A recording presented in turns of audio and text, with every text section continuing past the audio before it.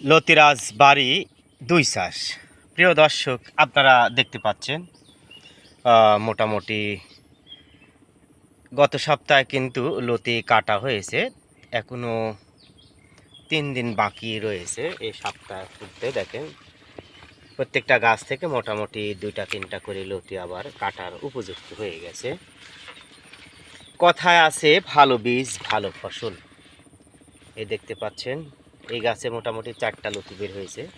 সব গাছেই পর্যাপ্ত পরিমাণে লতি বেরোনো শুরু হয়েছে।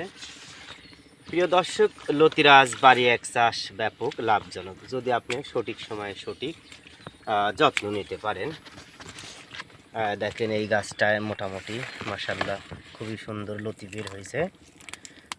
এই দেখেন অনেক লম্বা হয়েছে, প্রায় ১.৫ হাত। এই যে দেখতে পাচ্ছেন এখানে মোটামুটি ৩৩ শতক জায়গায় রয়েছে লতিরাজ বাড়ি এক চাষ করা হয়েছে। এটা আমরা মূলত লতির জন্য রেখে দিয়েছি, অর্থাৎ এই জমি থেকে আমরা নিয়মিত লতি সংগ্রহ করি। আবার দেখেন একটু নিচে আসি, দেখেন এই লতিটা মোটামুটি ২ হাত পর্যন্ত লম্বা হয়ে গেছে। এই দেখেন লতি অনেক লম্বা হয়ে গেছে। প্রিয় দর্শক, যারা লতিরাজ বাড়ি এক চাষ করতে চান ভিডিও স্ক্রিনে ফোন নাম্বার থেকে আমাদের সাথে যোগাযোগ করে চারা সংগ্রহ করতে পারেন। দেখেন এই লতিটা আবার কত মোটা, এই যে দেখতে পাচ্ছেন